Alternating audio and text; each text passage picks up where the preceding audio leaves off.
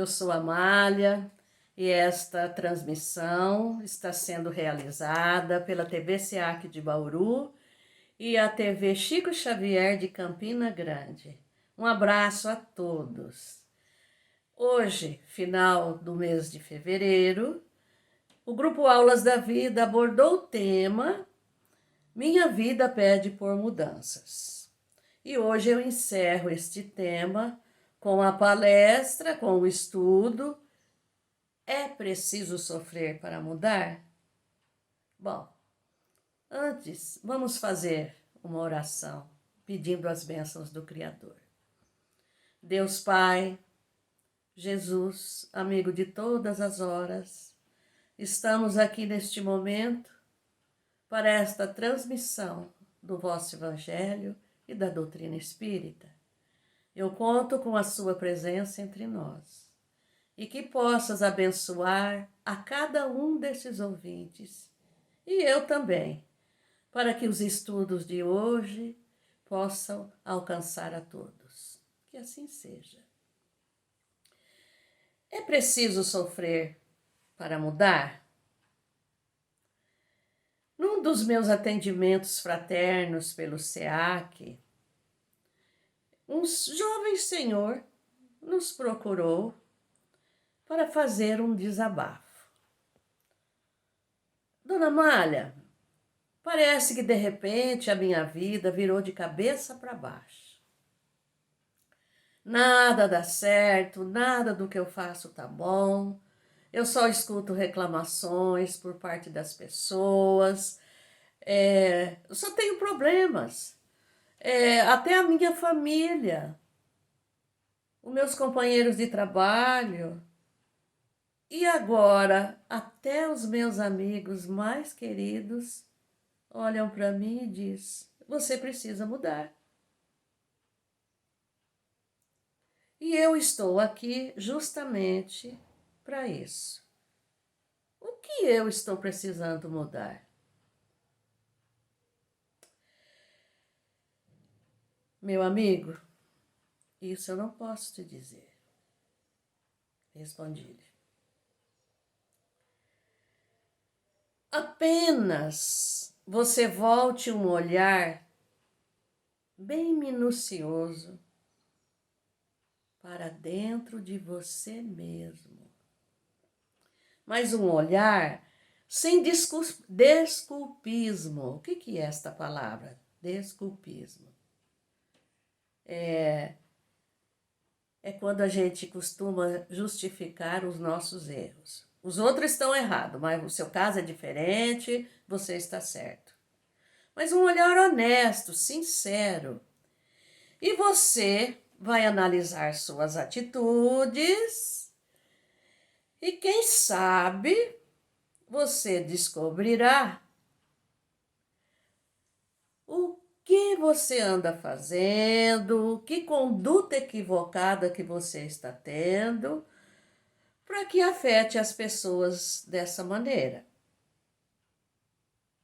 Ele olhou para mim, pensativo, e deixei, na oportunidade, se ele quisesse falar, talvez ali naquele momento ele estivesse descobrindo alguma coisa, mas também ele não se habilitou a abrir o coração naquele momento. Eu não sei o que seria. Poderia ser um vício, poderia ser um humor irracível. Eu também não fiquei sabendo. Ele me agradeceu, levantou-se, pensativo, e foi embora. A maioria de nós, quando detectamos um problema e a necessidade de modificar esse problema que estamos causando nas outras pessoas, nós até principiamos alguns passos para solucionar isso. E às vezes, por falta de coragem, por falta de força, falta de fé, e às vezes até por orgulho, rebeldia, Eu sou assim, não vou mudar. É isso que nós costumamos falar. E muitas vezes, mas muitas vezes mesmo, por medo de modificar, de mudar uma situação que lhe é muito cômoda.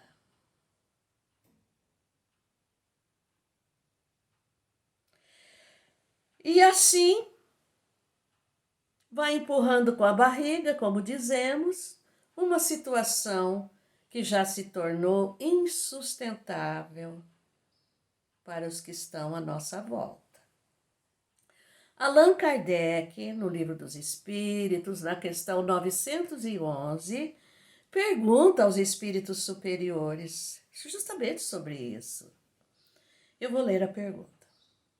Não há paixões tão vivas e irresistíveis que a vontade não tenha poder para superá-las?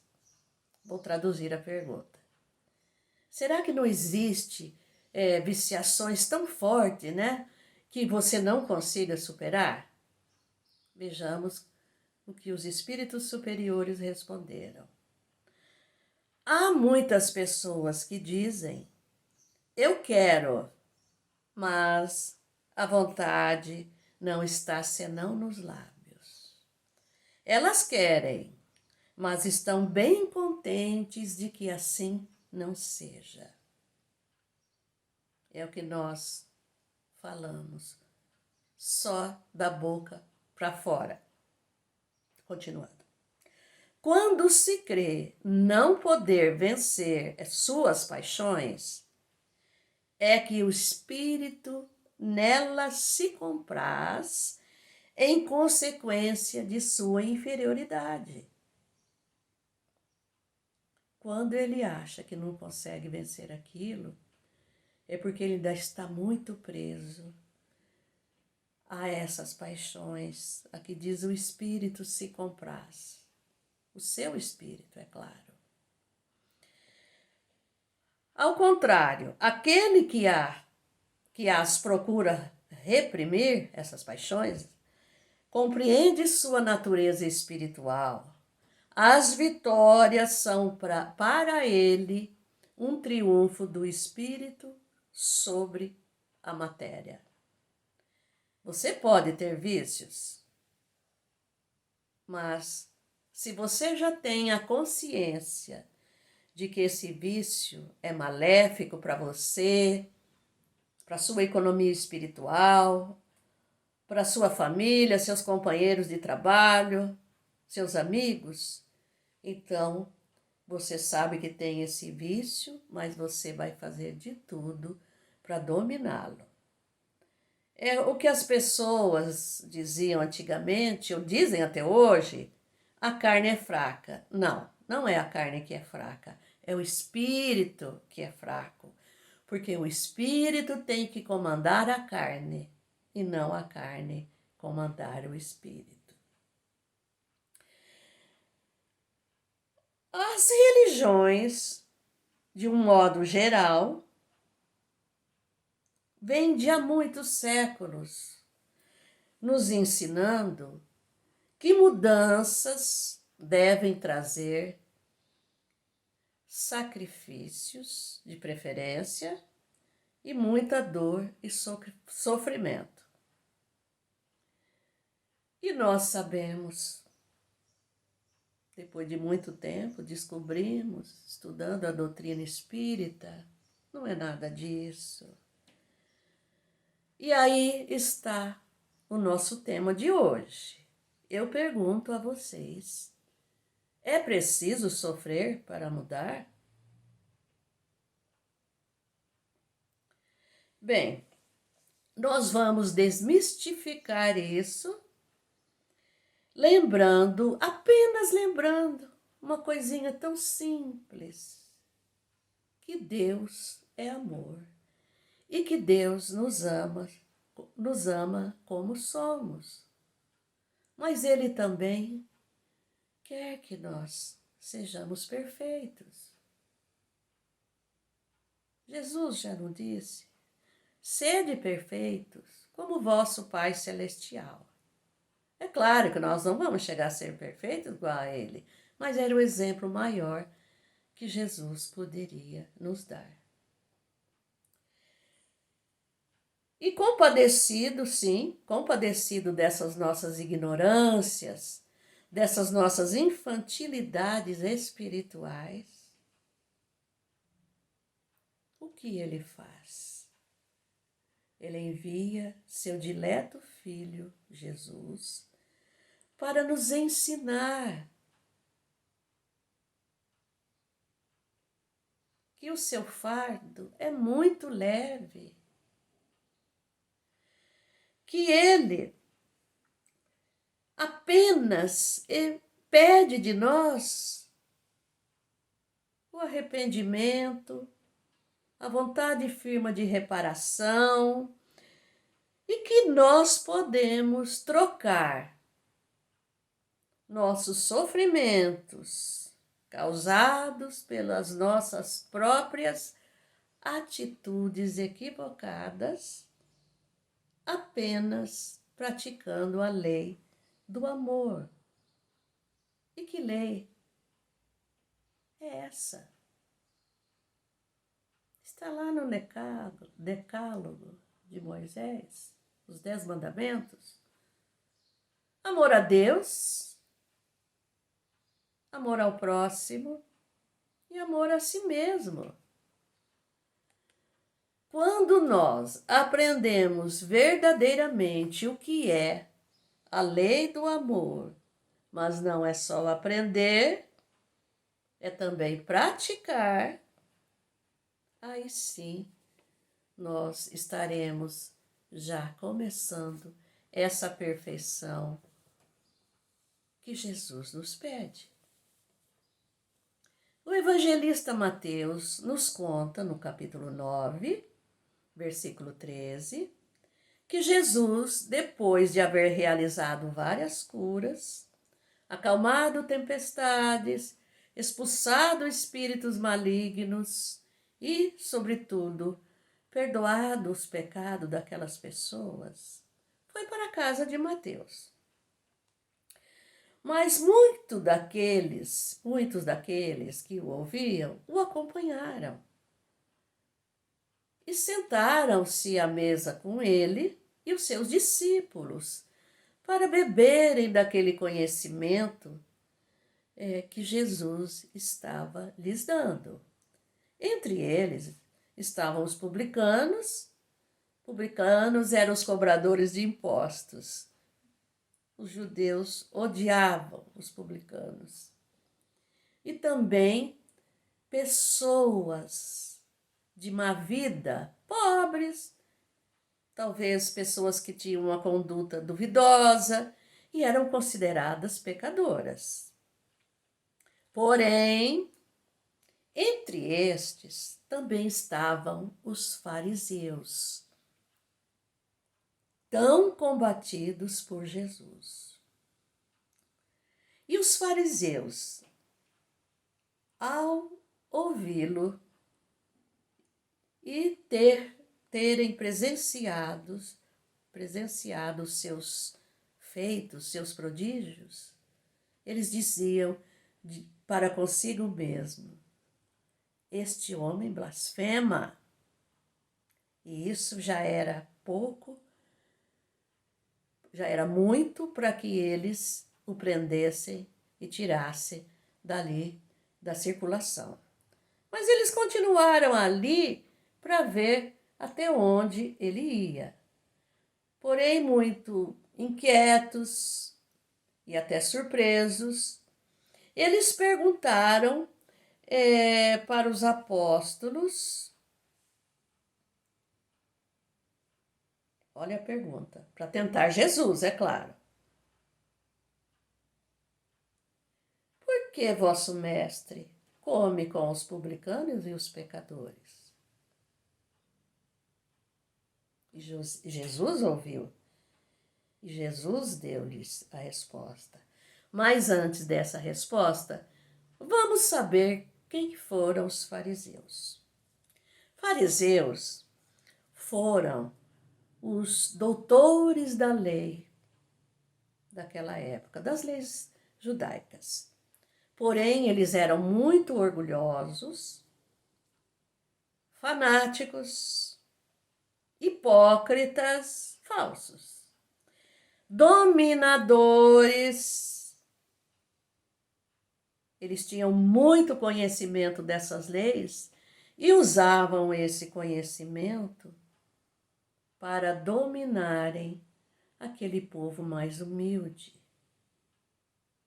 Eram espertos. Eles se achavam os donos da verdade. E eram adeptos de holocaustos e sacrifícios. O que é holocaustos? É quando você queima a vítima até o fim, até virar cinzas. E eles faziam muitos sacrifícios de animais, achando que com isso estavam praticando a verdadeira lei mosaica. Foram, com toda certeza, os maiores perseguidores de Jesus. Por quê? Eles não aceitavam as inovações que Jesus trazia, e porque eles eram tão orgulhosos, achavam-se tão sábios, tão santos, que jamais aceitariam essa lei de amor e igualdade entre todos que Jesus pregava. Olha o espanto deles de ver aquele mestre entre os mais humildes e fazem essa pergunta aos discípulos: por quê? Que ele está no meio desse povo, né, comendo entre eles. Mas Jesus, ouvindo, disse-lhes: os sãos não têm necessidade de médicos, e muito menos de remédios, né? Mas sim os enfermos. Ide e aprendei o que quer dizer misericórdia quero e não sacrifícios. Porque eu não vim chamar os justos, mas sim os pecadores ao arrependimento. Eles ficaram surpresos. Talvez não imaginassem receber uma resposta desse teor. Essa resposta que Jesus dá aos fariseus foi o que o profeta Oséias,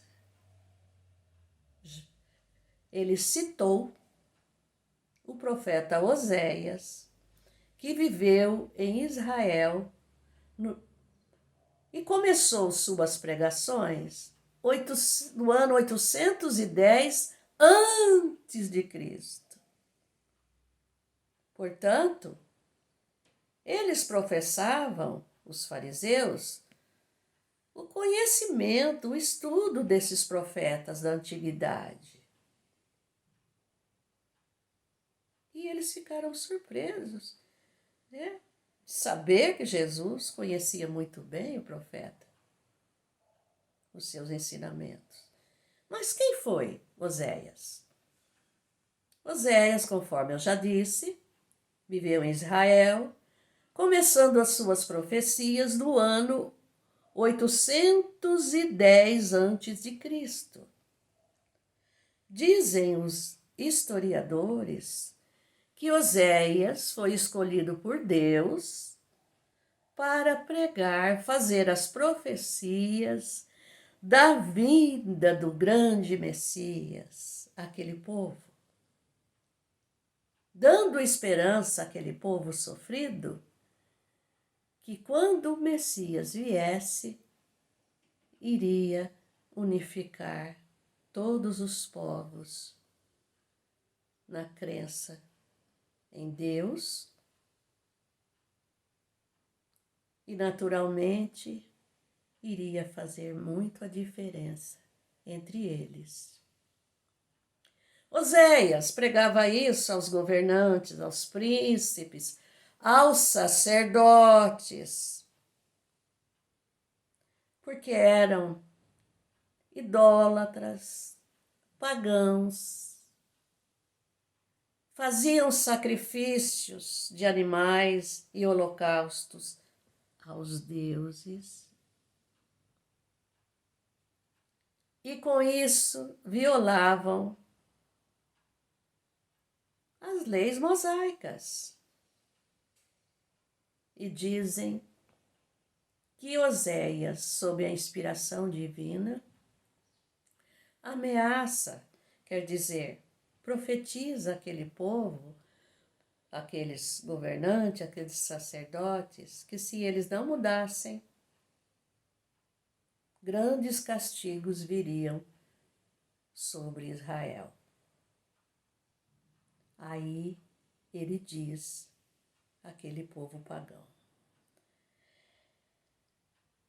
misericórdia eu quero. Olha lá. E não sacrifícios, e sim o conhecimento de Deus mais que holocaustos. Então ele estava transmitindo àqueles povos que Deus não queria sofrimento, não queria holocausto, não queria sacrifício, mas sim que eles acreditassem num Deus único. Jesus, com toda a sabedoria divina que lhe era peculiar, sugere aos fariseus que voltem novamente às sagradas escrituras, às leis mosaicas, e consultem as profecias de Oséias e façam uma interpretação mais apurada sobre o significado da palavra misericórdia. Mas o que é misericórdia?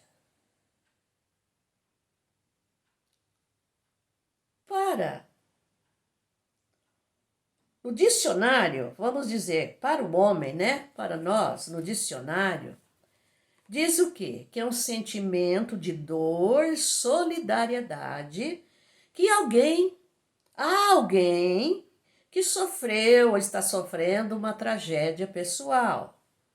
Significa também compaixão, piedade, dó, indulgência, perdão, sim, perdão e clemência. Para Jesus, o que significa misericórdia? Para Jesus, misericórdia é o complemento da doçura, é ser brando, pacífico, esquecer e perdoar as ofensas que nos é feita. E isso só é própria das almas que já se elevaram um pouco mais. Porque essas almas, quando conseguem exercer esse tipo de misericórdia, elas são calmas e têm aquela mansuetude dentro de si e, sobretudo, praticam a caridade, que nada mais é tudo isso, amar ao próximo. Olha só, a pessoa que principia já a ter esse sentimento de misericórdia, ela já deu um grande passo para a sua perfeição. Há várias maneiras de podermos praticar a misericórdia. Eu vou citar algumas que estão no Evangelho segundo o Espiritismo. Algumas, porque lá tem muita coisa mesmo. E você, praticando a misericórdia, vocês verão que estão evitando sofrimentos futuros, só com a prática da misericórdia. O capítulo 5 fala sobre as bem-aventuranças, mas especificamente sobre bem-aventurados aflitos.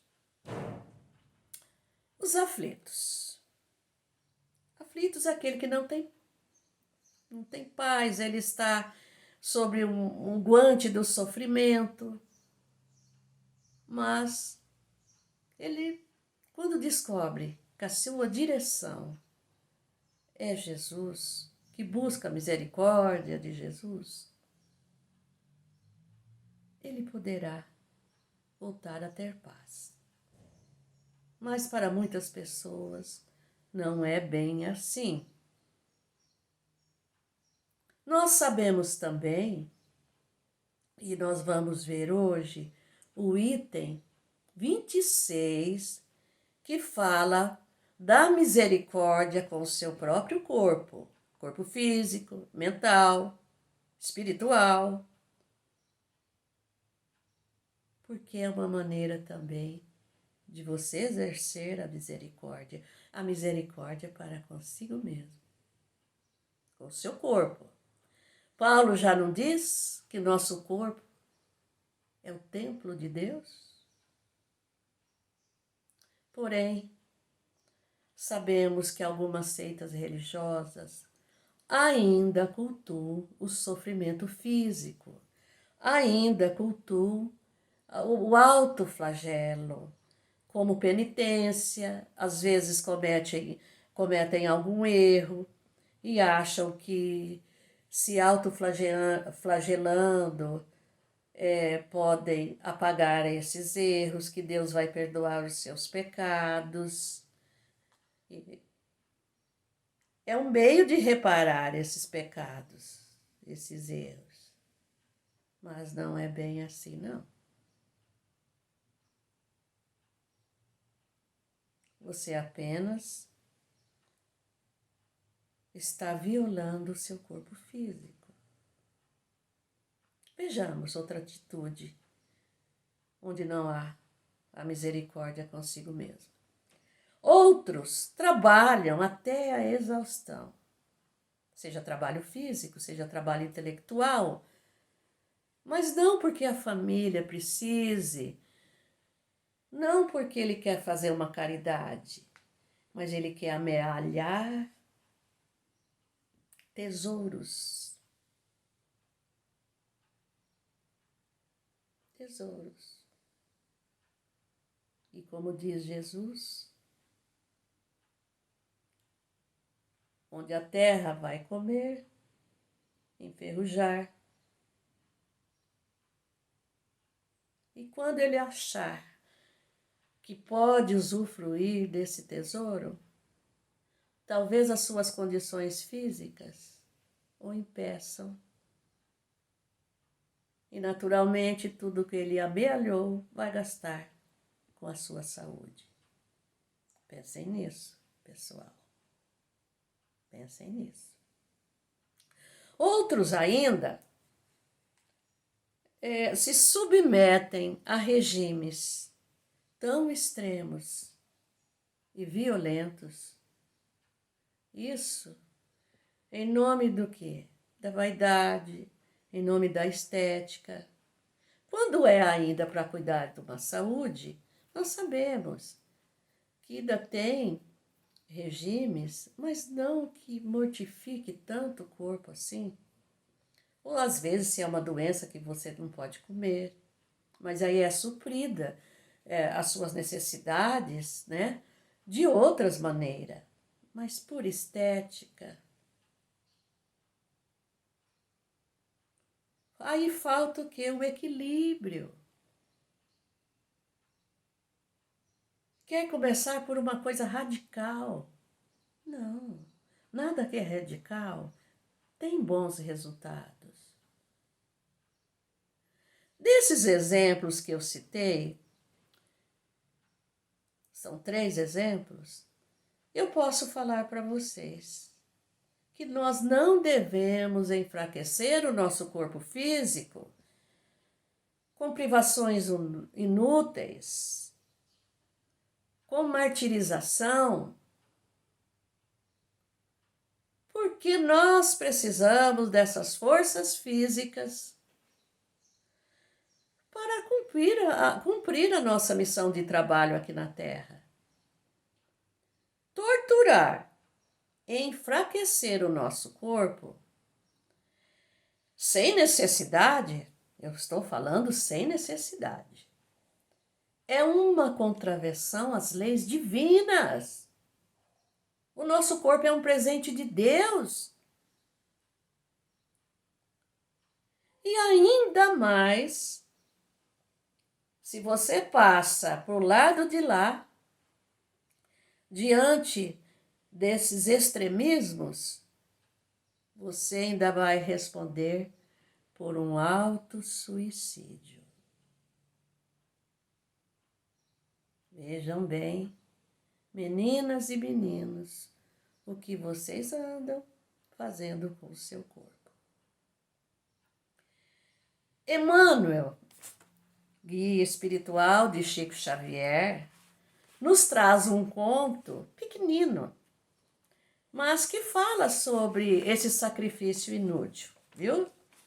Ele nos conta o quê?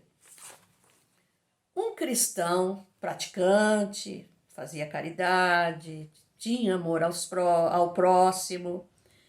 Certa vez visitou um faquir que se declarava interessado em sofrer para conquistar o reino de Deus.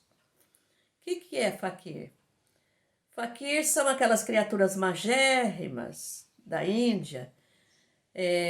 Isso tem em todo lugar, não só na Índia, que se deitam sobre uma cama de pregos, né? Aquelas farpas pontiagudas, como prova de resistência física, espiritual e para alcançar a iluminação. Após saudá-lo, esse recém-chegado lhe pergunta: o senhor está realmente interessado, empenhado na busca do reino dos céus? Padecendo sobre esses aguilhões, sobre esses pregos? O homem, naturalmente, lhe diz: sim. Devo permanecer por muito tempo em cima desses espinhos que me dilaceram para conseguir entrar na divina graça. Porque o cristão se calasse, não disse mais nada, o faquir lhe pergunta: o amigo, acaso, tem outros recursos para que eu possa alcançar os fins que desejo? Aí sim, aquele homem cristão, esclareceu: respeito o seu modo de crer, mas admito que encontraremos mais depressa o reino em nos dedicando às boas obras, servindo aos nossos semelhantes, por amor a Deus, suportando o aguilhão que ele vai citar, que é a maneira, que é o sacrifício que esse cristão certamente faz, suportando, sem reclamar, os espinhos das críticas, das calúnias, das injúrias, de todos aqueles que nós estamos servindo A maioria fazem isso.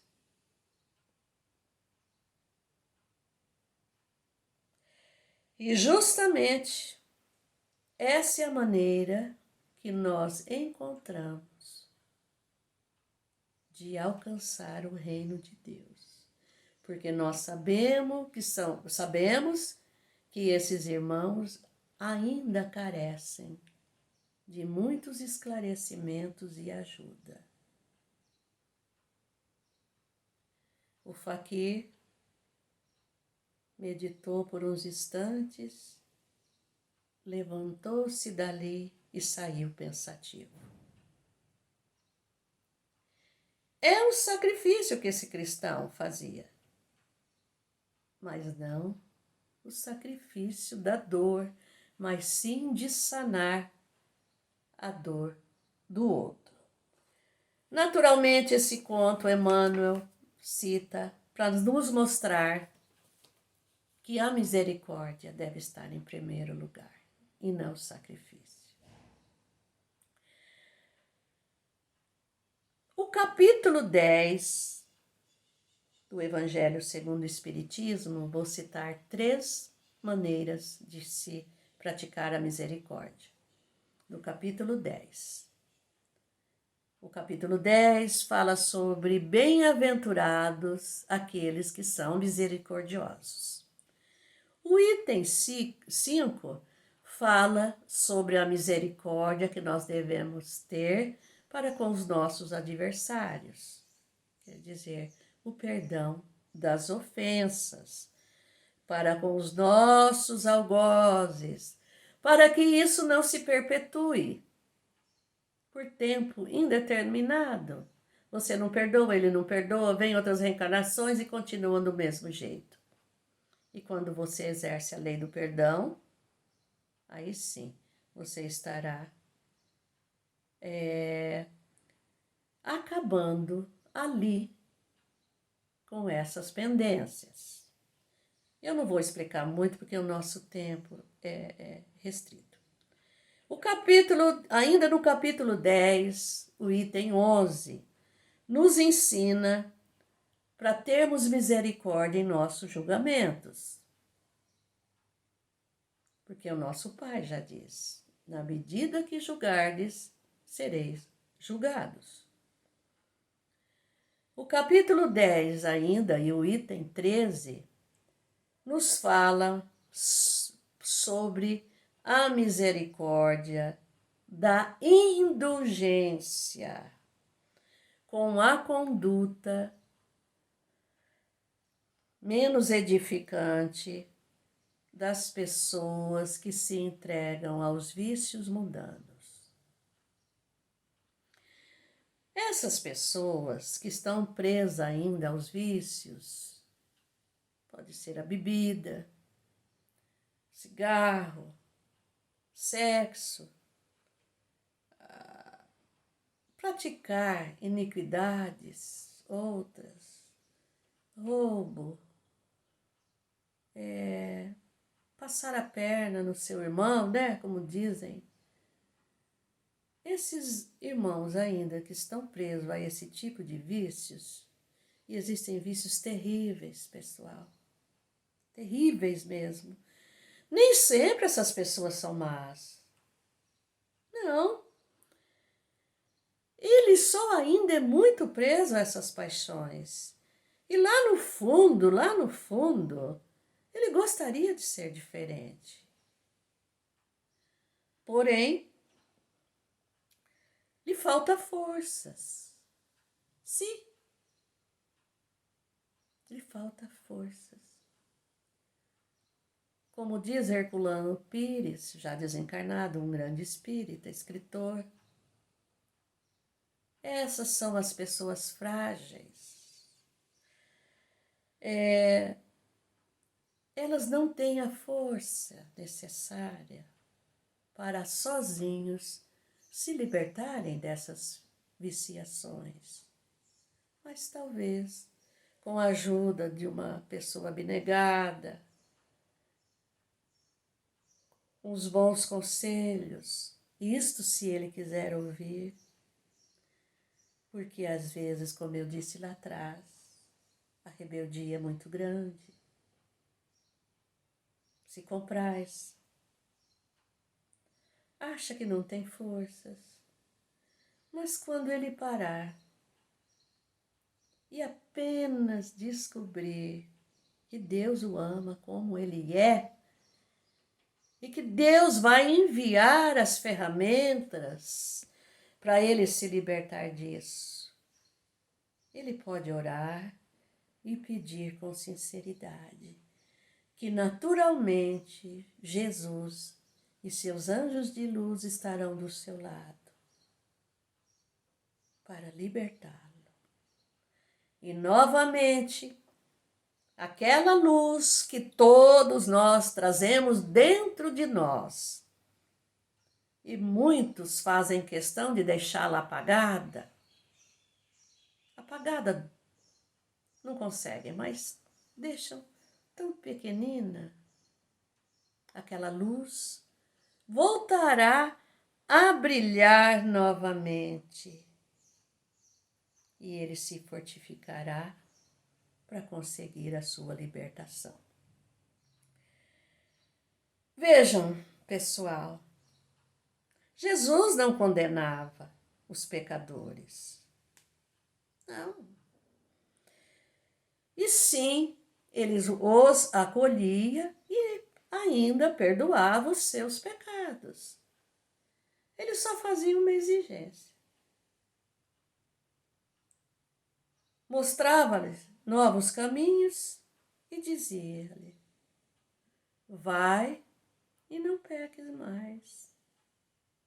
Porque se você pecar novamente, tudo voltará a ser como antes. Então, meus amigos, minhas amigas, hoje fica bem claro para todos nós que por um pequenino esforço, por um pequeno esforço, nós podemos sim substituir nosso sofrimento, reparar os nossos erros. Porque se você prestar atenção, nós já trazemos sofrimentos de vidas passadas para nós, na nossa bagagem.